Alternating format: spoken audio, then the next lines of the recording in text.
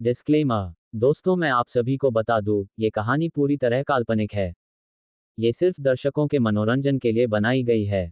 इसमें दर्शाए गए सभी पात्र, नाम, उत्पाद और घटनाएं पूरी तरह काल्पनिक है।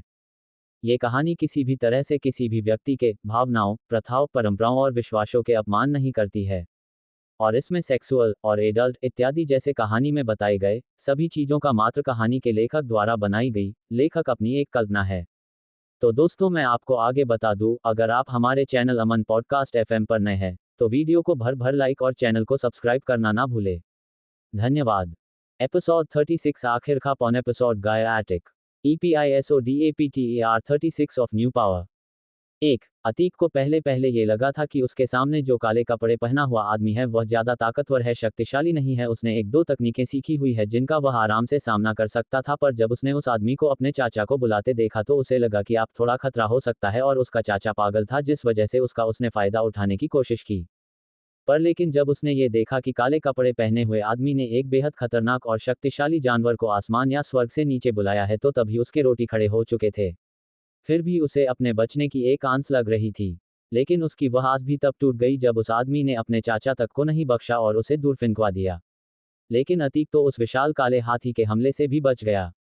दो लेकिन आप उसके सामने जो चीज थी वह उसे भी बहुत भयंकर लग रही थी। उसे ही नहीं, वह सामने दिखता हाथी भी बहुत डर चुका था, क्योंकि उसे ये भी लग रहा था कि उसने अपने बस और सेठ का ऑर्डर नहीं माना है। इसी वजह से सेठ को दूसरी तकनीक का इस्तेमाल करना पड़ रहा है और यह उसके लिए बिल्कुल भी अच्छी बात नहीं थी, क्योंकि उसका फल उसे जरूर मिलता।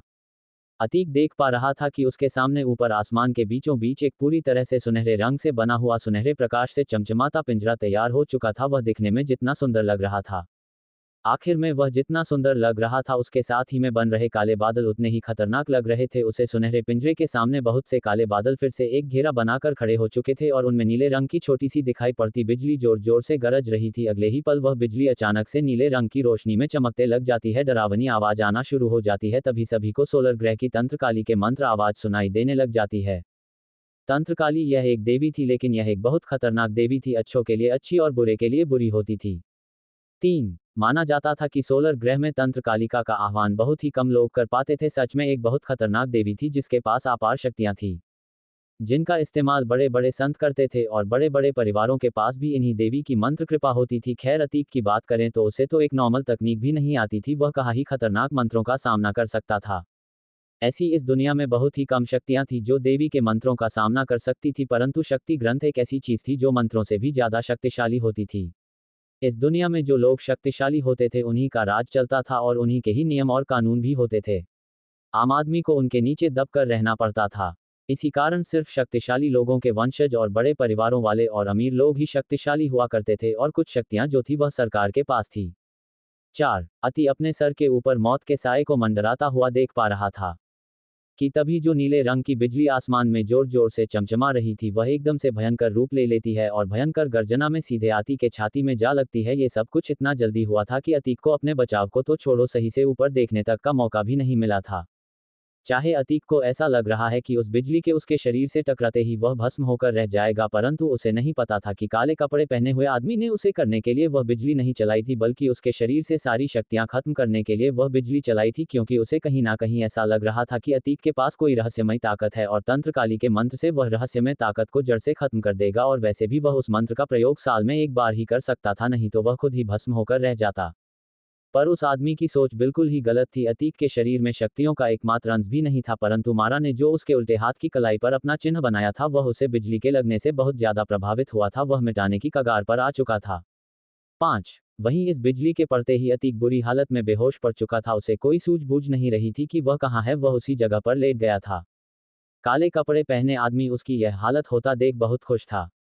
दूसरी तरफ उस जगह से बहुत दूर एक पेड़ पर लेटा लंबे बालों वाला आदमी अचानक से अपनी आंखें खोलता है और अचानक से ही बोल पड़ता है, लगता है उसकी किसी से लड़ाई होने लगी है, पर यह क्या, मैं उसको देख क्यों नहीं पा रहा? नो, मुझे लगता है यह मूर्ख फिर किसी मुसीबत में फंस चुका है, पर कोई बात नहीं, उस शक्ति ग्रंथ तक पहुंचने के लिए अतीक तो सिर्फ मेरा एक मोहरा है। इतना बोलकर वह दोबारा से इस पेड़ में लेट जाता है। वह कोई और नहीं, मारा ही था। अचरज की बात तो यह थी कि 70% तक अतीक के शरीर से वह निशान मिट चुका था, पर अभी भी मारा को उसके बारे में ज्यादा कुछ पता नहीं चला था। 6. जैसे ही अतीक के शरीर से वो बिजली टकराई थी तब उसके लगने से अतीक की आत्मा तक हिल चुकी थी। जाहिर सी बात है कि तंत्रकाली का वह मंत्र इंसान के शरीर से उसकी सारी शक्तियां नष्ट कर देता है, जिस वजह से वह सीधे इंसान की आत्मा पर ही हमला करता है, क्योंकि इंसान की आत्मा का संबंध ही उसकी शक्तियों से होता है। तभी अतीक को बेहोश हुआ देख वह काले कपड़े पहना आदमी सुनहरे पिंजरे की तरफ अपनी उंगली से इशारा करता है और पिंजरा उड़ता हुआ जाता है और सीधे अतीक जिस जगह पर लेटा था उसके चारों तरफ खड़ा हो जाता है। फिर वह काले कपड़े पहना हुआ आदमी अपने हाथ से उसे पिंजरे को उल्टा करने का इशारा करता है और वह पिंजरा उल्टा हो जाता है और अतीक उसके अंदर अब कैद हो चुका था। वो पिंजरा भी कोई मामूली पिंजरा नहीं था, बल्कि एक बार उस पिंजरे में जो भी इंसान कैद हो जाता था उसकी शक्तियां काम करना ही बंद कर देती थी, जब तक उस इंसान की शक्तियां तंत्रकाली के उस मंत्र से ज्यादा शक्तिशाली नहीं हो जाता। 7. फिर वह काले कपड़े पहने हुए आदमी कुछ कहने ही जा रहा था कि तभी उसे एक आवाज सुनाई देती है, तो तुमने दिखाई दिया कि तुम इतने काबिल हो। तभी वह सब आवाज की तरफ देखकर मुस्कुराते हुए कहता है, शमशेर चाचा, आपको तो पता ही है, आप ही का भतीजा हूं, इतनी दम तो है मुझ में कि मैं आपके बिना भी जी सकता हूं। फिर उसका चाचा ने अतीक की तरफ देखकर कहा, क्या तुमने इसका वह काली शक्तियों का चिन्ह पूरी तरह से खत्म कर दिया? अपने चाचा की यह बात सुन वह हाथी की तरफ इशारा करता है। तभी हाथी बिजली की तरह आसमान में जाता है और बिजली की तरह ही वापस एक सफेद रंग की आत्मा धरती में उतरती है। फिर वह अतीक के पास जाती है और पिंजरे के बाहर से ही अतीक का हाथ पकड़कर देखती है कि अभी तक उसका निशान पूरी तरह से नहीं मिट पाया था। 8. वह शमशेर और काले कपड़े पहने हुए आदमी की तरफ देखकर नाम में इशारा करते हुए कहता है, नहीं, अभी तक इस लड़के के हाथ से वह काली शक्तियों से बना हुआ चिन्ह पूरी तरह नहीं मिटा है, क्योंकि मुझे लगता है कि जिसने भी इसके हाथ में ये चिन्ह बनाया है वह बहुत ज्यादा शातिर और शक्तिशाली है। उसने किसी शक्ति ग्रंथ की विद्या सीख रखी है और उसने शक्ति ग्रंथ की पूरी शक्तियां एक चिन्ह बनाने में ही खत्म कर दी होगी, और ऊपर से वह शक्ति ग्रंथ काली शक्तियों से भरा हुआ था, जो कि बहुत जिद्दी शक्तियां होती हैं, यह आसानी से नहीं मिटती। मुझे लगता है कि इसे हमें अपने ठिकाने में लेकर चलना होगा और फिर बड़े लीडर को इसके बारे में बताना पड़ेगा, वरना इसका भविष्य खतरे में है। उसकी बात में हामी भरते हुए शमशेर कहता है, हाँ, मुझे भी यही लगता है कि हमें इस लड़के को बड़े लीडर के पास लेकर जाना ही होगा, क्योंकि वही है जो हमें इसके बारे में कुछ बता सकते हैं। 9. तभी काले कपड़े पहना हुआ आदमी अपने सीधे हाथ को आगे करता है और उसके हाथ से एक हरे रंग की रोशनी बाहर निकलती है, जो सीधा आगे जाकर एक गोल द्वार खोल देती है। फिर उस पिंजरे को लेकर वह तीनों उस द्वारा के अंदर एंटर कर जाते हैं। एक अंधेरे से भरी हुई जगह, ये जगह एक तहखाना था। उसे तहखाना के अंदर रोशनी का एक भी अंश नहीं था, पूरी अंधेरे से भरी हुई थी। तभी वहां पर हवा में एक छोटा सा हरी रंग का छेद दिखाई देने लगता है, जो धीरे धीरे बढ़ने लगता है कि तभी उसे छेद में से हवा की गति से 4 चीजें आती है और सीधे तहखाने की जमीन पर गिर जाती हैं। तभी किसी के जोर से चिल्लाने की आवाज आती है, अबे तेरी बेहन का कुत्ता काटुम साली नहीं आती है तो क्यों कर देते हो ये क्रैश लैंडिंग? मुझे ही बोल दिया होता, मैं ही खोल देता पोर्टल, कम से कम ऐसी बेइज्जती तो मेरी कमी नहीं, या किसी पोर्टल में जाते वक्त बेइज्जती। अब तुम्हें क्या पता है सफेद झांट, बेइज्जती क्या होती है? इस परिवार ने मेरी करके रखी है, शमशेर ने अपनी बॉडी आवाज में कहा, और पहली बार जिसकी थी वह सफेद रंग की आत्मा। उन दोनों की आवाज सुनकर काले कपड़े पहना हुआ आदमी गुस्से से कहता है, आप मुझे क्या सुना रहे हो? तुम दोनों बुढ़े जब समय आता है तब तो दोनों पीछे छुप जाते हो और मुझे आगे कर देते हो, फिर बाद में ताने भी मुझे ही सुनाते हो। 10. और इस तहखाने में अंधेरा क्यों है? लाइट ऑन करो, रोशनी लाओ लाओ, कुछ भी करो पर जल्दी करो। तभी शमशेर कहता है, तेरे बाप ने भी देखी है कभी लाइट? उसके बाद सुनकर काले कपड़े पहना आदमी कहता है, चाचा देख लो, अब तुम्हारा बहुत हो रहा है, मैं तुम्हारा बुढ़ा होने का इतिहास कर रहा हूं, नहीं तो अभी तक को मैं तुम्हें कूड़े कचरे के पास फेंक देता। उसकी बात सुनकर शमशेर चाचा बोला, मेरा ज्यादा हो रहा है और उस लड़के के सामने मेरी बड़ी बेइज्जती कर रहा था तू, जबकि मुझे ऐसा करने को भी तो नहीं कहा था। अबे तुम दोनों क्या कुत्ते भी लोग इतना लड़ रहे हो? तभी सफेद आत्मा ने बोला, इतना कहते हो अपने हाथ को आगे करती है, पूरे तहखाने में रोशनी ही रोशनी हो जाती है। अब उन्हें सब कुछ साफ दिखाई दे रहा था। 11. चाचा भतीजा दोनों जहां जाते नहीं है उधर पर ही लड़ाई करना शुरू कर देते हैं, जैसे 1 साल के बच्चे हैं। तुझे किसने कहा कि 1 साल का बच्चा लड़ाई करने लग जाता है? अबे जब तक बच्चा 5 साल का नहीं होता वह ढंग से बोलना तो दूर की बात है, चलना तक नहीं सीख पाता। अबे 500 साल से आत्मा बने रहने के कारण कहीं तेरा स्कूल कहीं ढीला तो नहीं हो गया है? बेवड़े पागल आदमी, ये तो औरत है नहीं, ये वो भी नहीं है, ये तो कुछ भी नहीं है। हेहन है। इतना बोलकर वह दोनों चाचा भतीजा जोर जोर से आत्मा के ऊपर हंसने लग जाते हैं, और उनकी यह बात सुन आत्मा को बहुत ज्यादा गुस्सा आता है और वह कहती है, तुम दोनों पागल ही रहोगे, बदतमीजों, सलों, सुधरोगे नहीं कभी, मर्द बनने का बहुत घमंड है ना तुम में? शमशेर ने कहा, साले तू तो नहीं है तो फिर घमंड हमें ही होगा ना? उसकी बात सुन आत्मा ने कहा, तो फिर तू मुझे एक बात बता, तूने कभी शादी क्यों नहीं की? उसकी आवाज सुन इस बार हंसने की बड़ी आत्मा और काले कपड़े पहने हुए आदमी की थी। एपिसोड 37 दिव्य शक्ति 1. वह दोनों जोर जोर से हंसने लग जाते हैं। उनकी बात सुन वह काले कपड़े पहने हुए आदमी की तरफ देखता है, फिर कहता है, अब तू भी शुरू हो गया? अच्छा, अब तुम दोनों चुप करो और सोचो कि क्या करना है। करना क्या है, पहले तो इस लड़के को पिंजरे से नहीं रहने दो, कहीं से होश आ गया तो हो सकता है ये हमारे लिए फिर से मुसीबत खड़ी कर दे, क्योंकि इस मार्शल आर्ट बहुत अच्छे से आती है और इसके पास कुछ विचित्र शक्तियां भी हो सकती हैं। पैसे कुछ भी कहो शमशेर चाचा, हमने इसे अच्छा पागल बनाया, पहले हमने इसे आसमान से उतरता हुआ हाथी दिखा दिया, अरे सोचो उस पर क्या बीती होगी। 2 अच्छा तू अब ये सब छोड़ और सफेद झांट, तू ये बता कि तूने बड़े लीडर से संपर्क कर लिया था क्या? तब वह सफेद झांट यानी कि आत्मा गुस्से में शमशेर से कहती है, साले तू ही होगा झांट, और क्या ये तब से एक ही रट लगा रखी है? झांट झांट, अरे मैं कहां से तुझे? तभी उन्हें किसी के गिराने की आवाज आती है। वह देखते हैं कि काले कपड़े पहना हुआ आदमी गुर्रा गुर्रा के उन्हें ही देखे जा रहा था। फिर वह सफेद आत्मा से बोलता है, जैसा शमशेर चाचा ने पूछा तुमने वैसा किया था? उसकी बात का जवाब देते हुए आत्मा बोलती है, हाँ सरदार, किसी भी वक्त यहाँ पहुंचते होंगे। और तू एक बात बता, तुम्हें कभी तो हमें सेठ बताता है, कभी मालिक, कभी सरदार, तो कभी भगवान, साले हम तेरे लगते क्या हैं? तू इस चीज को स्पष्ट कर ले, तू दिमाग खराब कर देगा मेरा, तू मेरा दिमाग खा जाएगा। 3 तभी वहां पर एक विस्फोट होता है और नीले रंग का धुआं जमीन से ऊपर की तरफ उठता है और उनके सामने एक सफेद कपड़े पहना हुआ दिव्य पुरुष जैसा दिखने वाला आदमी प्रकट हो जाता है। वह दिव्य पुरुष जैसा लग रहा था परंतु था नहीं।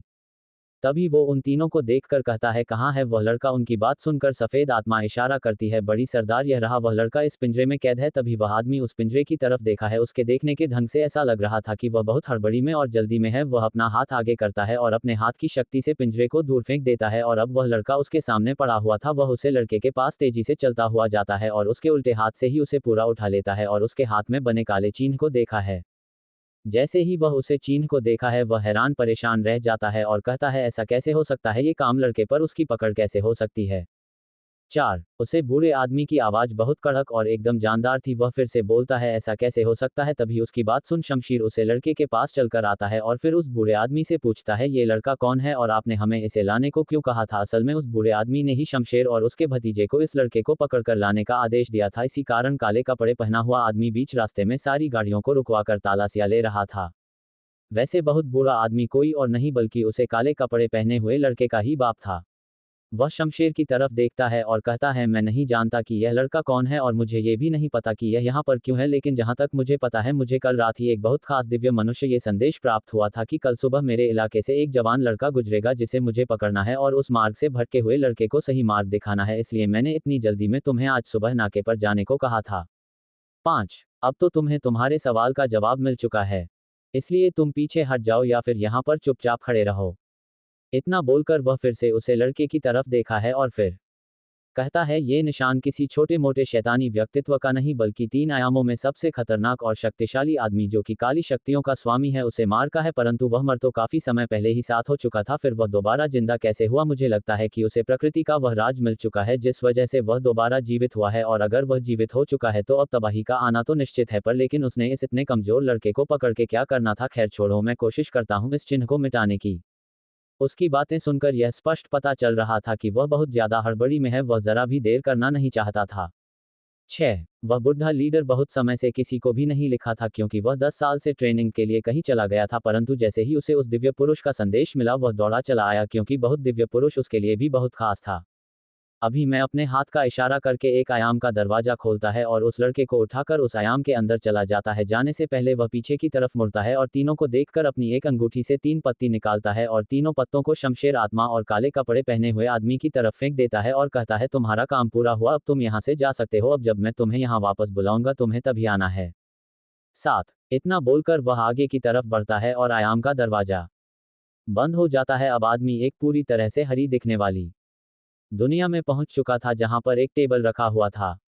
वह उसे लड़के को उसे टेबल पर रखता है और उसकी नंबर चेक करता है। शुक्र है कि अभी भी चल रही है और ये लड़का जिंदा है, वरना तंत्रकाली करने शक्तिशाली मंत्र से इसका बचाना तो बहुत मुश्किल था, क्योंकि अगर इसके पास कोई शक्तियां नहीं है तो इसकी जीवन शक्ति को ही तंत्रकाली नष्ट करती थी। फिर वह दोबारा से उसे लड़के का हाथ उठाता है और अगले ही पल उसकी आंखों से चमचमाती हुई लाल रंग की रोशनी निकलती है और वह उस मारा के बने चिन्ह पर गिरने लग जाती है। अगर इस समय वह बूढ़ा आदमी ऐसा काम उस दुनिया में कर रहा होता जहां पर वह पहले थे तो मारा को पूरी तरह से इस खबर के बारे में पता चल जाता, परंतु वह दूसरे आयाम में आ चुका था जिस वजह से मारा का संपर्क उसके चिन्ह से टूट चुका था।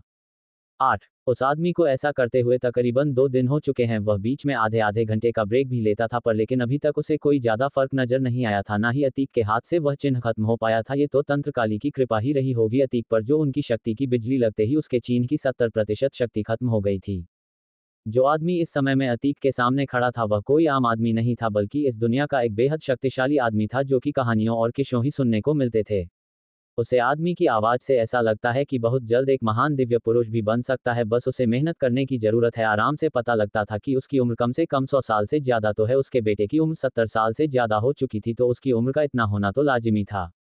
9 वह आदमी उसे चिन्ह को मिटाने का कुछ समय तक और प्रयास करता है, परंतु जब उसे ये लगने लग जाता है कि वह इसमें सफल नहीं हो सकता, तो एक दिन वह उसे लड़के को वापस से उस अंधेरे तहखाने में ले आता है और फिर उससे कुछ दूर जाकर अपने घुटनों के घर बल बैठता है और ध्यान करने लग जाता है। अगले ही पल ध्यान में उसके सामने एक चित्र आने लग जाता है। जैसे ही वह ध्यान केंद्र में अपनी आंखें खोलता है, उसे दिखता है कि उसके सामने एक दिव्य शक्ति खड़ी हुई थी। तभी उसे दिव्य शक्ति से भरी आवाज आती है, सोनार क्या बात है, तुम मुझसे क्यों संपर्क करना चाह रहे हो। उसकी बात का जवाब देते हुए सोनार नाम के उसे आदमी ने कहा, है दिव्य गुरु महागुरु, आपने जो कार्य मुझे दिया था मैं उसमें सफल नहीं हो सका हूं। मैं उस लड़के के हाथ से उस चिन्ह को नहीं मिटा पा रहा हूं, क्योंकि वह कोई छोटी शक्ति नहीं है, बल्कि 3 आयामों के सबसे श्रेष्ठ काल दैत्य मारा के द्वारा छोड़ी गई शक्ति है। वह मेरे द्वारा नष्ट नहीं की जा सकती। उसे नष्ट करने के लिए कम से कम आपके बराबर की शक्ति का होना जरूरी है।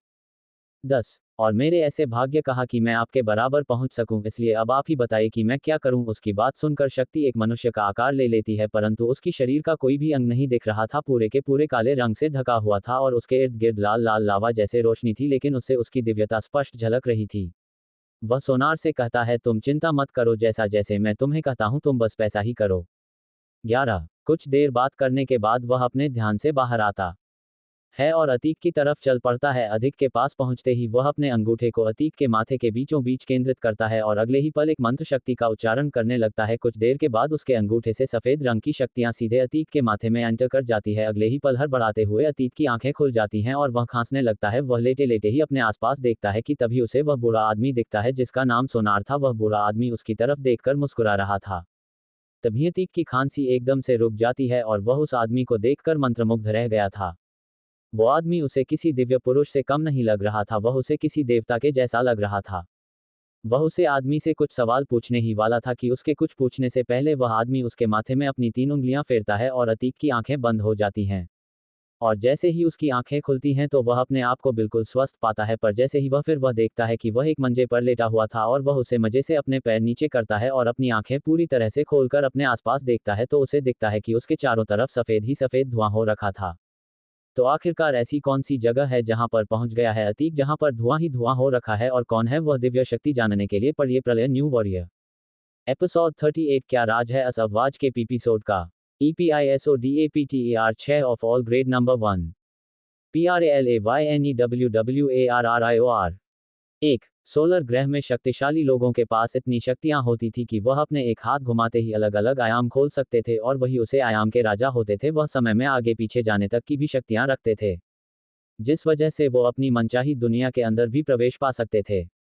वहीं पर जैसे ही अतीक की आंखें खुलती है तो वह अपने आप को उसे जगह पर नहीं पता जहां पर वह बेहोश हुआ था। उसकी दुनिया पूरी तरह से बदल गई थी। वह मंजे से उठता है और अपने पैरों को बाहर निकालता है। फिर जैसे ही वह अपने पैरों की तरफ देखता है तो वह ये देखकर बहुत ज्यादा हैरान हो जाता है कि उसके पैरों के चारों तरफ, या फिर कहो कि उस कमरे जैसी जगह पर जहां पर इस समय वह था, दुआ ही दुआ हो रखा था, वह भी सफेद रंग का, और उसमें चंदन और नीम की सुगंध थी जो कि बहुत तेज आ रही थी। 2 आसमान में देखा तो रात का समय था। चंद्रमा अपनी छाप छोड़ रहा था, वह बहुत चमक रहा था। और वही उसने अपने आसपास देखा तो उसे दिखा कि उसके आसपास स्वर्ण से बनी हुई पिलरों में खड़ी दीवानी थी। उसके आसपास जितना भी सामान रखा हुआ था, कहीं टेबल, कहीं बैठने के लिए कुर्सी, और उसके सामने सीढ़ियां भी, सब बहुत ज्यादा दिव्य अनुभव कर रहे थे। वह सभी सोने, हीरे, मोती और रंग बिरंगी चीजों के मिक्सचर से बने थे। वह देखने में बहुत अनोखे थे। अतीक ने अपनी जिंदगी में आज तक सबसे शानदार महल उस वक्त देखा था जब वह एक बहुत बड़ी चोरी की प्लानिंग करने गया था, जिस प्लानिंग में उसे ब्लू फ्लेमिंग कमल भी मिला था। वह एक म्यूजियम था, परंतु उसका दृश्य भी इस जगह के बराबर नहीं था जो अभी अतीक के सामने थी। अतीक को ऐसा लग रहा था जैसे वह स्वर्ग में आ चुका है। फिर जैसे ही अतीक खड़ा हुआ और आगे की तरफ बढ़ने लगा ही ताकि तभी उसे एक आवाज सुनाई देती है, किसी ने सही कहा है, अगर घोड़ा घास से दोस्ती कर लेगा तो खाएगा क्या? आखिर क्या खाने वाला है घोड़ा, और यह बात बोलने वाले आदमी का तात्पर्य क्या है और वह कौन है? 3 तभी अतीक अपने सीधे हाथ की तरफ अपनी नजरें घूमता है तो वह देखता है कि उसके सामने एक बुजुर्ग आदमी खड़ा था। उस बुजुर्ग को देखकर भी अतीक मंत्रमुग्ध रह जाता है। उस बूढ़े आदमी ने सफेद रंग की पोशाक पहनी हुई थी और उसने अपने हाथ में एक लाल रंग का डंडा पकड़ रखा था। उसके बड़े बड़े सफेद रंग के बाल थे जो कि उसके कंधे तक फैले हुए थे और सफेद रंग की एक लंबी दाढ़ी भी थी जिसे वह भी सहला रहा था, लेकिन उसे हैरान करने की वाली यह बात नहीं थी। अतीक ने यह महसूस किया था कि उसे आदमी के शरीर से चारों तरफ से दिखने वाली शक्तियां दिख रही हैं। वह शक्तियां कभी लाल रंग में चमक रही थी तो कभी हरे तो कभी नील तो कभी गोल्डन। अतीक साफ साफ उस आदमी की शक्तियों को महसूस कर पा रहा था, लेकिन जैसे ही वह उसकी शक्तियों को महसूस करता तो उसे ऐसा लगने लगता कि इसके सामने एक बहुत बड़ा पहाड़ है जिसके सामने वह एक चींटी के बराबर भी नहीं है। 4. तभी वह आदमी हंसते हुए कहता है, मुझे देखकर हैरान मत हो जाना बच्चे, ये हमारी पहली मुलाकात नहीं है। हमारी इससे पहले भी एक बार मुलाकात हो चुकी है, लेकिन तुम लगता है मुझे पहचान नहीं पाओगे क्योंकि तुम्हें मैं याद ही नहीं हूँ। याद होऊंगा भी कैसे। अभी वह अतीक की तरफ देखता है पर उसे एक मेज और कुर्सी की तरफ इशारा करते हुए कहता है, चलो आओ वहां बैठकर बात करते हैं। मुझे पता है तुम्हारे मन में क्या चल रहा है। तुम अभी मुझसे यही जानना चाहते हो कि मैं कौन हूँ और तुम यहाँ कैसे आए और यह जगह क्या है। तुम्हारे मन में अभी यही सब कुछ चल रहा है नाबालक। अतीक ने जब से उस आदमी को देखा था उसकी बोलती बंद हो चुकी थी। ऐसे मैं कुछ कहने तो वाला था, परंतु जब उसने उस आदमी की दाढ़ी की तरफ देखा तो उसे एक अजीब सा डर महसूस होने लगा क्योंकि उसकी दाढ़ी में ही एक बहुत तेज और कटर जहरीली चमक थी। 5. तभी अतीक ने साहस करके अपनी हैरानी भरी आवाज में उस दिव्य पुरुष से पूछा, है मुनिवा, आपकी वेशभूषा भी ऋषि मुनियों और संतों जैसी लगती के है। आप कौन है? मुझे लगता है कि आप मेरे सवालों का जवाब मुझे दे सकते हैं। अभी उसकी बात सुनकर वह दिव्य पुरुष मुस्कुराते हुए कहते हैं, घबराओ नहीं, हड़बड़ाओ नहीं, जो डर गया समझो मर गया और तुम्हारा जन्म इतनी आसानी से करने के लिए नहीं हुआ है। बालक आओ, मैं तुम्हें कहा ना, आकर कुर्सी में बैठो फिर बात करते हैं। तभी वह पुरुष अतीक की तरफ पीठ दिखाकर सामने की तरफ चलने लगा। टिक उसको मना तो करना चाहता था परंतु उसकी बात सुनकर अतीक के दिल और दिमाग में कोई और बात आ ही नहीं रही थी। वह उन दिव्य पुरुष को मना तो करना चाहता था परंतु उसकी ऐसा करने की हिम्मत ही नहीं हुई और वह अपने आप ही उन दिव्य पुरुष के पीछे चलने लगा। 6. फिर वह दोनों जाकर आमने सामने कुर्सी पर बैठ जाते हैं। उनके बीच में एक खतरनाक आभा से चमकने वाला लाल रंग का टेबल था। तभी अतीक के सामने एक प्याला आ जाता है और उस प्याले में एक केतली से अपने आप चाय बनने लग जाती है। इस दृश्य को देखकर तो वह और भी हैरान हो चुका था। अब उसे पता लगने लगा था कि वह स्वर पहुंच चुका है और उसकी मृत्यु हो चुकी है। कभी उसके मन की बात को पढ़ाते हुए उन दिव्य पुरुष ने कहा, मैंने तुम्हें पहले भी बताया ना, तुम्हारी मृत्यु इतनी आसानी से नहीं हो सकती। तुम कुछ विशेष करने और पाने के लिए आए हो सकता है कि उसको पाने के बाद तुम्हारे समक्ष कभी मृत्यु आए ही ना। तभी अतीक ने हैरान और परेशान होते हुए अपना पहला सवाल उन दिव्य पुरुष से पूछ लिया। 7. आप कौन हैं और मैं यहाँ पर कैसे पहुंचा? हंसते हुए दिव्य पुरुष ने फिर से जवाब दिया, तुम्हारे लिए ये जानना भी जरूरी नहीं है कि मैं कौन हूँ। तुम कुछ समय बाद मुझसे दोबारा मिलोगे, मैं तुम्हें कुछ खास बताना चाहता हूँ। इतना बोलते ही उन दोनों के बीच की दुनिया बदलने लगती है और वे दोनों एक लावा जैसी दुनिया में प्रवेश करते हैं। और फिर वे दोनों जब सामने देखते हैं तो उन्हें दिखता है कि एक लंबे काले बालों वाला आदमी इस समय उस लावा के अंदर बीचों बीच बनी एक बेदी में इस समय बैठा हुआ था और कुछ मंत्रों का जाप कर रहा था। तभी दिव्य पुरुष ने अतीक की तरफ देखकर उससे पूछा कि क्या तुम इसे जानते हो? 8. अतीक इस चेहरे को बहुत अच्छे से जानता था। वो इस चेहरे से बहुत अच्छे से रूबरू था। वह आदमी जो बीचों बीच बैठा हुआ था वह मारा था। तभी अतीक मारा की तरफ बढ़ने की कोशिश करता है जिसके सामने एक हवन कुंड में अभी अग्नि जल रही थी। तभी उसे दिव्य पुरुष ने हंसते हुए कहा, तुम बस इसे देख और सुन सकते हो, तुम्हें पता भी है इस समय क्या कर रहा है? तुम्हारा मित्र मारा? हाँ मुझे पता है, तो बताओ फिर क्या कर रहा है? इस बार कड़क और गुस्से वाली आवाज में वह दिव्य पुरुष बोलता है। अतीक भी उसी के लहजे में ऐसे में जवाब देता है कि उसे सुनकर दिव्य पुरुष की आंखें चढ़ जाती है। वह खुद से कहता है, आज तक मुझसे किसी ने ऐसी बात नहीं की। ऐसी तो छोड़ो, आज तक कोई मेरे साथ चाय पीने भी नहीं बैठा था। मैंने इस बेवकूफ को एक मौका ही दिया तो यह पागल अपने हाथ से ही उसे गवा रहा है। इस समय मारा अपनी शक्तियां बढ़ाने की कोशिश कर रहा है परंतु अभी तक उसे दूसरा शक्ति ग्रंथ मिला ही नहीं। तभी वह दिव्य पुरुष कहता है, इसका मतलब उसे पहले शक्ति ग्रंथ मिल चुका है और वह उसे कैसे मिला, क्योंकि शैतानों के हाथ कभी दिव्या चीज नहीं आती। 9. मुझे सच सच बताओ कि क्या तुमने ही वो शक्ति ग्रंथ मारा को लाकर दिया था? अतीक उस दिव्य पुरुष की बात का जवाब देने वाला था कि तभी उनकी दुनिया दोबारा से बदलने लगती है। वह धीरे धीरे अंधेरे में डूबती जा रही थी। तभी वह दिव्य पुरुष अतीक की तरफ देखकर कहते हैं, लगता है सोनार की शक्तियां खत्म होने वाली है। मुझे अफसोस होता है कि वह भी इतना काबिल नहीं। तभी एक झटके में वे दोनों वापस पुरानी दुनिया में पहुंच जाते हैं जहां पर बैठकर वह कुछ देर पहले बात करने वाले थे। अतीक के सर में अब दर्द होने लगा था। 10. तभी अधिक दर्द के कारण अपने हाथों से अपने माथे पकड़ लेता है। उसके कानों में चम की आवाज गूंजे जा रही थी। वह इस वजह से क्योंकि जैसे ही सोनार की शक्तियां खत्म हुई थी उसने अपनी शक्तियों का इस्तेमाल करना शुरू कर दिया था परंतु उसे दिव्य पुरुष की शक्तियों का जवाब इतना भारी था जिसे किसी दूसरे आयाम में रहते हुए अतीक झेल ही नहीं पा रहा था। इसी वजह से उसके सर में बहुत दर्द होने लगी थी।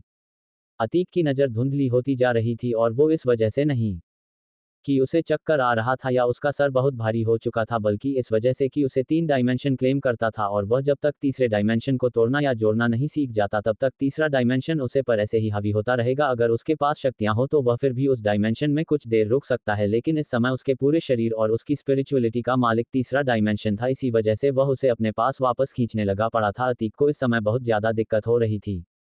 11 उसकी ऐसी हालत होती देख दिव्य पुरुष मुस्कुराए और कहने लगे, तुम अभी भी इतनी शक्तिशाली और काबिल नहीं हो पाए हो बालक जो तुम उस राज के बारे में जान पाओ या तुम्हें पता चल सके कि तुम कौन हो। दिव्य पुरुष अपनी आवाज को कम किए बिना अतीक की तरफ देखकर यह बात कह रहे थे, लेकिन इस समय अतीक कौन की आवाज इतनी ढूंढ सुनाई दे रही थी कि उसे ऐसा लग रहा था वह दिव्य पुरुष उसे गाली दे रहे हों। लेकिन अब अतीक को यह भी महसूस होने लग जाता है कि उसकी आंखों के सामने वह धरती गोल गोल घूमने लग जाती है। तभी उसे आवाज सुनाई देती है, तुम्हारा आखिरी परिणाम लेना अभी बाकी है, अगर तुम उसमें सफल हो गए तो फिर आगे का तब सोचेंगे, अभी तुम जाओ। इतना बोलते ही वह दिव्य पुरुष अपने हाथों से किसी चीज को फेंकने जैसा इशारा करते हैं और अगले ही पल छू 12 अतीक की आंखें झटके से एक कमरे में खुलती है। वह इस समय अपने आप को एक तहखाने के अंदर पाता है। उसकी सारी की सारी याददाश्त अब गायब हो चुकी थी, इसलिए उसे कुछ समझ नहीं आ रहा था कि वह यहाँ कैसे पहुंचा। उसे बस इतना याद था कि आखिरी समय में एक बिजली आकर उसके शरीर पर पड़ी थी और वह बेहोश हो गया था और कुछ सोच पाता कि तभी वहां एक आवाज आई।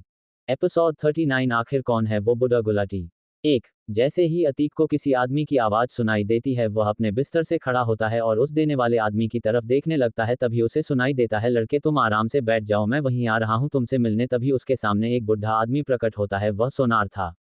तभी अतीक उसकी तरफ देखकर उससे पूछता है, आप कौन और मैं यहाँ पर कैसे आया। उसकी बात सुन वह आदमी देर ना करते हुए कहता है, मैं ही हूँ जिसने तुम्हें उन बुरे आदमियों के चंगुल से बचाया। अगर उस दिन मैं तुम्हें नहीं बचता तो तुम मारे जाते, तुम्हें पता भी नहीं चलता कि तुम्हारी मौत कितने रहस्यमय तरीके से हो चुकी थी। 2 फिर वह आदमी कुछ और बातें अतीक से कहता है, अतीक से उसका नाम, घर इत्यादि पूछता है। कुछ देर बाद अतीक और वह आदमी एक बहुत से बंगले में छत पर बैठे होते हैं। रात का समय था। जब एक नज़र अतीक ने छत से नीचे की तरफ दुदाई तो उसे दिखा वहां एक बहुत बड़ी नदी बह रही है और आसपास जंगल ही जंगल है। उसे जंगल में सिर्फ उनका ही एक घर था जिसमें इस समय रुके वह थे। तभी वह आदमी अतीक की तरफ देखकर उससे पूछता है, वैसे तुम किस मकसद से देवदौड़ की तरफ जाना चाहते हो। अतीक उस आदमी के सामने झूठ नहीं बोलना चाहता था जिसने उसकी जान बचाई थी, लेकिन उसने झूठ का सहारा लेना ही सही समझा और एक लंबी कहानी बनाते हुए कहा, कुछ नहीं, बस अब आपको क्या ही बताऊं चाचा जी, बात यह है कि मैं जिस कंपनी में काम करता हूं उसे कंपनी के बॉस की नई ब्रांच उस तरफ खुलने वाली है, जिस वजह से मैं उधर की तरफ रुख कर रहा था। लेकिन मुझे नहीं पता था कि बीच में ही मेरे साथ ऐसा हादसा हो जाएगा। पहले तो मुझे लगा मैं इन लोगों से आराम से निपट लूंगा, पर मेरे को नहीं पता था ये लोग इतने शक्तिशाली होंगे कि बात मेरी जान तक बनाएगी। छोटी मोटी सेनाओं को खत्म करने के लिए मैं अकेला ही काफी हूँ। 3 असल में सोनार को भी नहीं पता था कि अतीक कुछ तरफ क्यों जा रहा है और उसे दिव्य पुरुष ने अतीक को पढ़कर उसके साथ ऐसा करने को क्यों कहा था, पर जैसा कि अतीक ने उसे बताया उसे वैसा ही मानना पड़ा, क्योंकि उसके अलावा उसके पास कोई और चारा भी नहीं था। फिर वह आदमी खड़ा होता है और बोलता है, तुम कुछ दिन आराम कर लो, फिर मैं तुम्हारे जाने का प्रबंध कर देता हूं, मैं तुम्हें सीधे सीधे वहीं पहुंचा दूंगा। उनकी बात सुन अतीक ने हड़बड़ाते हुए उनसे कहा, अरे नहीं नहीं, मुझे आराम की कोई ज़रूरत नहीं है, मैं बिल्कुल ठीक हूँ। अरे मुझे क्या हुआ है, अब ने मेरी बहुत मदद कर दी है और वैसे भी मेरा जल्द से जल्द वहाँ पहुँचना बहुत ज़रूरी है। अगर मैं जल्द से जल्द उसे जगह नहीं पहुँचा तो मेरे लिए बहुत मुश्किल खड़ी हो जाएगी। आई होप आप मेरी बात समझ रहे होंगे, क्योंकि जहां तक मुझे लगता है आपको पता ही होगा कि कंपनी का मामला है। फिर मेरी जवाबदारी थी कि मैं 5 महीने के अंदर उसे ब्रांच में सारा काम खत्म करके वापस आऊंगा, इसलिए मुझे जल्द जाना होगा, क्योंकि मुझे लगता है मुझे अपने शहर से निकले हुए आज कोई 50 दिन तो हो ही चुके हैं। पहले 20 दिन सफ़र किया, उसके बाद इतना खतरनाक हमला हो गया जिसके बाद मुझे 20-25 दिन भी होश रहना पड़ा। 4 अतीक की याददाश्त से यही मिटा था कि उसने किसी दिव्य पुरुष से बात की और उसने लावा की दुनिया में मारा को देखा, परंतु उसे अपना मिशन अभी भी याद था जो मारा ने जाने से पहले उसे दिया था। तभी उसकी बात समझते हुए उस बूढ़े आदमी ने अतीक से पूछा, अगर तुम जाना चाहते हो तो मैं तुम्हें कैसे रोक सकता हूँ, आखिर तुम मेरे थोड़ी ना कुछ लगते हो जो मेरी बात मानो, लेकिन अगर तुम जाना चाहते हो तो मैं तुम्हारे लिए प्रबंध कर सकता हूँ, जब तुम बोलोगे तुम्हारे लिए तब प्रबंध हो जाएगा। उस बूढ़े आदमी को अपनी इतनी फिक्र करता देख अतीक पहले से ही बहुत था और अतीक के जाने के प्रबंध की बात सुनकर तो अतीक और भी हैरान हो चुका है। ये तो उसने अपनी हैरानी इसलिए छुपा कर रखी क्योंकि वह जानता था जो आदमी उसे 3 इतने शक्तिशाली लोगों से बचा सकता है वह उनसे भी ज्यादा शक्तिशाली होगा, इसलिए उसके सामने मुंह खोलना उस बूढ़े आदमी को नाराज भी कर सकता है और उसे नाराज करना अपनी मौत को बुलावा देने जैसा होगा। 5 फिर वह बूढ़ा आदमी अतीक की तरफ देखकर उससे पूछता है, तो बताओ तुम कब जाना चाहोगे, तुम जब बोलोगे मैं तब तुम्हें वहां पहुंचने का प्रबंध कर दूंगा। अतीक ने संवेदनशील होकर जवाब दिया, आपने मेरी इतनी मदद की, आपका बहुत बहुत शुक्रिया, और अगर रही बात जाने की तो कल करे सो आज और आज करे सो अब, इसलिए मैं अभी वहां के लिए जाना चाहता हूं। इतना सुनते ही उसे बूढ़े आदमी ने अपने हाथ से 2 बार ताली बजाई। उसके ताली बजाते ही एक कमरे से 2 लोग छत की तरफ आते हुए दिखाई दिए। उन्होंने उसे बूढ़े आदमी के सामने झुकते हुए कहा, कहिए सरदार क्या हुक्म है। बूढ़े आदमी ने अपनी दाढ़ी को सहलाते हुए कहा, इस लड़के के जाने का प्रबंध हो चुका है क्या?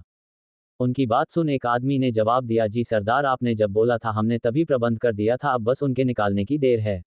अच्छा चलो तो चलो चल पड़ते हैं। कुछ देर बाद वह सभी एक रनवे में एंटर होते हैं। अतीक देखता है कि उसके सामने एक जहाज जैसा दिखने वाला उड़न खटोला खड़ा हुआ था। वह देखने में किसी एडवांस दुनिया से आया हुआ लग रहा था। बूढ़े आदमी ने अतीक की तरफ एक नज़र घुमाकर देखा। फिर उसने हंसते हुए कहा, लगता है तुमने आज से पहले ऐसी चीज नहीं देखी। 6 क्या कहा आपने? अतीक ने सचमुच में आज तक ऐसी चीज नहीं देखी थी, लेकिन अपनी झूठी शान बढ़ाने के लिए उसने कहा, अरे हमारी कंपनी के बॉस के पास ऐसे बहुत पड़े हुए हैं। असलियत में अतीक भी एक बहुत बड़ा फैंको आदमी था। फिर उस बूढ़े आदमी ने हैरानी से कहा, अरे वाह, मतलब तुम्हें पहले से ही इसमें बैठने का एक्सपीरियंस है? अतीक ने मन में कहा, एक्सपीरियंस मुझे पता ही नहीं है होता क्या है, पर क्या करूं, अपनी इज्जत भी तो बनानी है। फिर उस आदमी ने आदेश देते हुए कहा, निकलने का समय हो रहा है, मोटर ऑन कर दो। उसका आदेश मिलते ही उस उड़न खटोला के ऊपर लगे 4 पंख गोल गोल घूमने लग जाते हैं। अब तुम्हें भी जाकर इसमें बैठ जाना चाहिए, तुम्हें 1 या 2 घंटे से ज़्यादा टाइम नहीं लगेगा यहाँ से देवदौड़ पहुँचने के लिए। फिर अतीक उस उड़न खटोले में चढ़ जाता है। तभी उसे पीछे से उस बूढ़े आदमी की एक आवाज़ सुनाई देती है, अच्छा अतीक बेटा सुनो, मैं तुम्हारे रहस्यों के बारे में तो नहीं जानता, लेकिन ये लो। इतना बोलकर वह बुढ़ा आदमी अपने हाथ की एक उंगली से एक अंगूठी निकलता है और उसे अतीक को थमा देता है। फिर वह बूढ़ा आदमी कहता है, राज की बातों को राज ही रहने दिया जाए तो ठीक है, परंतु तुम्हारा जो भी मकसद है उसमें यह अंगूठी तुम्हारा बहुत साथ देगी। जब तुम देवदौड़ पहुंचते हो तो एक आदमी तुम्हारा पहले से वह इंतजार कर रहा होगा, जो मेरा ही आदमी है। तुम्हें बस ये अंगूठी उसे दिखानी है, फिर आगे का तुम्हारा काम वह खुद आसान कर देगा। 7 फिर वह उड़न खटोला धीरे धीरे जमीन से ऊपर उठने लग जाता है। तभी वह आदमी मुस्कुराते हुए कहता है, यह मेरी आखिरी निशानी तुम्हारे साथ है, तुम इस जीवन भर याद रखना, और जब तुम अपने मिशन में सक्सेसफुल हो जाओ तुम्हारे लिए अच्छा होगा, लेकिन मेरी बात जिंदगी भर याद रखना, चाहे तुम कल को मेरे से भी ऊपर पहुंच जाओ, लेकिन कोई तो ऐसा जमाना था जब मैं तुमसे बहुत ऊपर था। इस बात को याद रखते हुए तुम कभी भी बुरी राह की ओर मत जाना। उनके इतना कहते ही वह उड़न खटोला उड़ने लग जाता है और कुछ ही देर में आसमान में एक चमचमाते हुए तारे की तरह दिखाई। वह देखता है कि उसे खटोली के अंदर ज्यादा जगह नहीं थी, उसने बस 4 लोगों के बैठने की जगह थी। 8 अतीक अलग अलग शहरों के नज़ारे देखता हुआ आसमान की ऊंचाइयों में मजे ले रहा था। उसे उड़न खटोले के अंदर खाने पीने की चीजों की भी कोई कमी नहीं थी। अतीक सोच रहा था, कितने मजे होते हैं ना इन अमीर लोगों के नवाब की तरह रहना, जो चाहे वह खाओ पियो, जो घर पसंद आ जाए वह खरीदो, सरकार को अपनी मुट्ठी में दबाकर रखते हैं, जहां चाहे वहां घूमने जा सकते हैं। काश मैं भी अमीर बनता या मेरा भी कोई बड़ा परिवार होता। अभी अतीक की नज़र जमीन पर बने एक बहुत बड़ी चमचमाती हुई बिल्डिंग पर जाती है। वहां पर एक साथ 4 बिल्डिंग थी और उनके बीचों बीच शानदार स्विमिंग पूल, और वह पूरी की पूरी शीशे से बनी हुई थी। तभी उड़न खटोले में बैठा हुआ उसे उड़ाने वाला पायलट शीशे में अतीक को देखता है और मुस्कुराते हुए कहता है, सर आप क्या देख रहे हैं? अतीक बोलता है, मुझे क्या पूछते हो, नीचे तो तुमने भी देखा है, और नीचे एक ही चीज़ है जो सबका ध्यान अपनी ओर आकर्षित करेगी। अच्छा तो आप इस एंटीक विला को देख रहे हैं? हमारे सर इस प्रॉपर्टी का 25% ओन करते हैं। अतीक ने कहा, क्या इतनी बड़ी बिल्डिंग में उनकी भी हिस्सेदारी है? 9 और नहीं तो क्या साहब, हम तो गरीब लोग हैं, अमीरों के लिए काम करते हैं और काम करते करते एक दिन मर जाते हैं, पर हम फिर भी इतना नहीं कमा पाते कि हम अमीर बन सकें। अतीक ने उस आदमी से एक सवाल पूछा, वैसे तुम्हें क्या लगता है इस बिल्डिंग को बनाने में कितने का खर्चा आया होगा? उस आदमी ने कहा, लोग कहते हैं कि इस बिल्डिंग की कीमत तकरीबन 1.5 बिलियन दिरहम के बराबर है, जो कि इस दुनिया की मैनन मुद्रा में से एक है। क्या कहा? 1.5 बिलियन। इतना अमीर कौन हो सकता है जो इतना खर्चा कर दें, और तुम कह रहे हो कोई 25% तुम्हारे बॉस ओन करते हैं? 10 मतलब वह बुढ़ा तो बहुत पहुंची हुई चीज है, और नहीं तो क्या गुलाटी खानदान के 5 प्रमुखों में तीसरे नंबर पर आते हैं। अतीक ने हैरानी भरे लहजे में पूछा, गुलाटी खानदान? वह गुलाटी खानदान से हैं? उसे आदमी ने नॉर्मल जवाब दिया, हाँ। अरे देश कितने बड़े आदमी के बारे में तो बच्चे बच्चे सबको पता है, आप तो मुझे ऐसे पूछ रहे हैं जैसे आपको पता ही ना हो। अरे आप तो उनके इतने खास हैं। अरे वह बात तो तुमने सही कही। अब अतीक की शक की घड़ी बीच में रख चुकी थी। अतीक को दाल में कुछ तो काला दिख रहा था, क्योंकि जब वह आदमी अतीक से मिला तो उसने अतीक को ये बताया कि उस आदमी ने अतीक को उन बुरे लोगों के चंगुल से बचाया है, लेकिन उन सभी लोगों ने तो ये कहा था कि वह गुलाटी खानदान से हैं, और उसने गुलाटी खानदान की सेना को भी देखा था। फिर वह बूढ़ा आदमी भी गुलाटी खानदान से कैसे हो सकता है? अगर वह गुलाटी खानदान से है तो फिर उसने अपनी इतनी बड़ी सेना खत्म हो जाने के बावजूद भी उसने अतीक को कुछ भी नहीं किया और उसकी इतनी इज्जत की। तो आखिर कौन है वह बूढ़ा आदमी और क्या रिश्ता है उसका गुलाटी खानदान से और क्योंकि उसने बिना किसी मतलब के अतीक की मदद। एपिसोड 40 विला के अंदर बैठा हुआ बूढ़ा आदमी। एक लेकिन अतीक अपने शक को साइड में रखते हुए कहता है, इस मामले का पता मैं बाद में लगा लूंगा, फिलहाल मुझे मंगोछा पर्वत के बारे में ही सोचना चाहिए, लेकिन मैं इस आदमी को उसके बारे में पता भी नहीं चलने दे सकता, वरना कुछ भी करके ये लोग मुझसे उस राज के बारे में तो पता लगा ही लेंगे, क्योंकि जहां तक मुझे लगता है जो आदमी इतनी बड़ी रिजोर्ट जैसी बिल्डिंग में अपनी हिस्सेदारी रखता है वो कोई शक्तिशाली परिवार से ही ताल्लुक रखता होगा। और अगर उन्हें एक बार भी इस बात की भनक लग गई कि मंगोछा पर्वत में कोई राज है तो फिर मुझसे पहले ये लोग ही वहां पहुंच जाएंगे, इसलिए मुझे बिल्कुल सतर्क रहना होगा और ताकि किसी की भी नज़र मुझ पर ना पड़े, इसलिए मुझे 2-4 दिन अंडरग्राउंड ही रहना पड़ेगा। 2 मारा ने अतीक के निकलने से पहले उसे एक नक्शा तो दिया था, साथ ही में उसने उसे 2 कॉन्टैक्ट्स भी दिए थे जो मुसीबत के समय पर उसकी पूरी की पूरी मदद करते हैं। तभी अतीक उस आदमी से सवाल करता है, हम कब तक वहां पहुंच जाएंगे? उसकी बात सुन वह आदमी मुस्कुराते हुए कुछ कहने जा ही रहा होता है कि तभी उसके साइड में बैठा दूसरा पायलट बोलता है, ये जो आपको नीचे बिल्डिंग दिखाई है ये देवदौड़ की तीसरे नंबर की सबसे बड़ी बिल्डिंग है और इस समय हम देवदौड़ और पहुंच चुके हैं। आप हमें बस प्लेटिना एयरबेस पर लैंडिंग करनी है और वहां पर आपको पिकअप करने मालिक के खास आदमी आदर पिठोरी आएंगे, जो कि देवदौड़ में मलिक के गुप्तचर भी हैं और उनके ब्रोकर भी। उसकी यह बात सुन अतीक अपनी सीट पर टिक कर बैठ गया और इंतजार करने लगा कि कब वह धरती में अपने कदम रखेगा। अतीक को हर चीज में जल्दी करने की आदत थी, वह 5 मिनट से ज्यादा तो किसी कुर्सी में भी नहीं बैठता था और यहाँ तो उसे उड़न खटोले में बैठे हुए 3 से 4 घंटे हो चुके थे। 3 और कहीं ना कहीं उसका सब कुछ जल्दी करने और सोचने की आदत से ही उसे स्वयंभू से अलग कर दिया था, लेकिन उसे इस बात की कोई भी फिक्र नहीं थी क्योंकि वह स्वयंभू का अपने गुरु से ज्यादा अपना दुश्मन मानता था। लेकिन जब भी अतीक अपने गुरु के सामने होता तो उसकी सारी की सारी सिट्टी पिट्टी गुल हो जाती थी, क्योंकि उसे पता था मारा तक भी उनसे नहीं लड़ सकता था। स्वयंभू की उम्र 150 साल से भी ज्यादा हो चुकी थी, उसने अपना बहुत सा समय आर्मी और डिफेंस कम्युनिटीज में ही बिताया था जिस वजह से वह बहुत ज्यादा शक्तिशाली था। वह एक ऑफिसर रैंक से रिटायर हुआ था जिस वजह से मारा को उससे मिलने में बहुत डर लगता था, वह भी शक्ति ग्रंथ की शक्तियां होने के बावजूद। फिर कुछ देर के बाद अतीक देखता है कि उड़न खटोले की रफ्तार बहुत कम हो गई थी और अब वह नीचे की तरफ जाने लगा पड़ा था। कुछ ही देर में वह नीचे उतर आता है और उसका में गेट खुलता है। जैसे ही उसका में गेट खुलता है तो अतीक उससे चलता हुआ बाहर निकलता है। अब तक सुबह के 6 बजे बज चुके थे, इसलिए उसे सब कुछ साफ दिख रहा था। वह देखता है कि जिस एविस में उसका उड़न खटोला उतरा था वहां पर एक बहुत बड़े अक्षर में पी लिखा हुआ था 4। तभी उसके सामने एक कोट पहना हुआ और काला चश्मा लगाए हुए एक आदमी आ जाता है और अपना सिर झुकाते हुए कहता है, सर क्या आपका नाम अतीक है? अतीक ने उसकी बात पर हमी में सर हिलाया और फिर बोला, मेरा ही नाम अतीक है, कहीं आपको मुझसे क्या काम है और आप मुझे कैसे जानते हैं? उसकी बात का जवाब वह आदमी मुस्कुराते हुए देता है, सवाल जवाब सब बाद में कीजिएगा, आपको सेठ जी ने भेजा है, आपकी खातिरदारी किया बगैर हमें आपको यहाँ पर अकेला छोड़ने की परमिशन नहीं है, आप चलिए मेरे साथ। बहुत चलने का इशारा करता है और अगले ही पल उसके पीछे 5 से 6 लग्जरियस कार्स आ जाती है। तब अतीक कुछ सोचते हुए बोलता है, क्या आप गुलाटी खानदान के लिए काम करते हैं? अरे हाँ सर, हमें कुछ घंटे पहले ही हमारे सेठ का मैसेज मिला था कि उनके खास आदमी देवदौड़ आने वाले हैं और देवदौड़ एक खतरनाक पहाड़ी और समुद्री इलाके से बनी जगह है जहां वह पहली बार जा रहे हैं, इसलिए हमें उनका विशेष ध्यान रखना होगा। 5 इसलिए मैं यहाँ पर आपको लेने आया हूँ, अभी आप ऐसा कीजिए, जल्दी से गाड़ी में बैठी है और हम विला में चलते हैं, फिर आगे की बात हम नहीं करेंगे। इतना बोलकर वह एक गाड़ी की अगली सीट पर बैठ जाता है। एक आदमी आता है और गाड़ी का पिछला दरवाजा खोलता है जिसमें अतीक बैठ जाता है। फिर वह सारी गाड़ियों का काफिला वहां से रवाना हो जाता है। कुछ देर बाद एक बड़े से शानदार विला के सामने सारी गाड़ियां रुकती हैं। तभी वह आदमी अपनी अगली सीट से उतरता है। औरत की सीट का दरवाजा खोलना है जिससे अतीक उतरता है और वह उसे विला को देखकर हैरान रह जाता है। वह मन में सोचता है, यार ऐसे कितने अमीर है यह, इनकी हर चीज की शानदार होती है। पहले उसे इतनी शानदार बिल्डिंग में 25% की हिस्सेदारी और अब इतना बड़ा मिला, ऊपर से अपना प्राइवेट हेलीकॉप्टर और रनवे और इतनी सारी गाड़ियां, और ये तो कोई बहुत बड़ा आदमी टक्कर गया मुझसे। मैंने कभी सोचा भी नहीं था कि मेरी किस्मत ऐसी बदलेगी कि मुझे रंग से राजा बना देगी। फिर बाद में अधिक रिपीट से बैग लेते हुए कहता है, आप चलिए इसको मैं लेकर आता हूँ। अतीक ने मुस्कुराते हुए झंझट भरी आवाज में कहा, अरे मुझे नहीं पता है हमें कहाँ जाना है, मुझे किसी रास्ते के बारे में नहीं पता, मैं यहाँ नया हूँ, पहली बार आया हूँ, इसलिए आप ही मुझे गाइड कीजिए। 6 उस आदमी ने अपनी जीप बाहर निकलते हुए कहा, ओ तेरे की माफ कर दीजिए मुझे, मैं तो भूल ही गया था कि आप यहाँ नहीं है। इतनी कहकर वह दोनों मुस्कुरा देते हैं।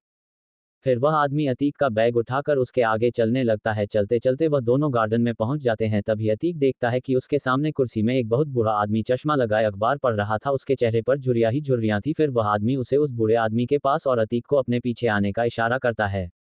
फिर वह उस बूढ़े आदमी के सामने झुकते हुए कहता है, छोटे मालिक यही है वह लड़के। अतीक की तरफ इशारा करते हुए उस आदमी ने कहा, जिन्हें बड़े मालिक ने यहाँ भेजा है। अतीक के बात सुनकर हैरान हो गया, अगर उसके सामने बैठा आदमी छोटा मालिक है तो फिर बाद मालिक वह कैसे हो सकता है जिससे वह मिलकर आया था, क्योंकि वह तो इतना बड़ा दिखता ही नहीं था। तभी उसकी तरह मुस्कुराते हुए उस बूढ़े आदमी ने देखा और कहा, पहले तो मुझे लगता है तुम यही सोच रहे होंगे कि मैं सोनार से छोटा हूँ फिर भी उससे बूढ़ा लगता हूँ।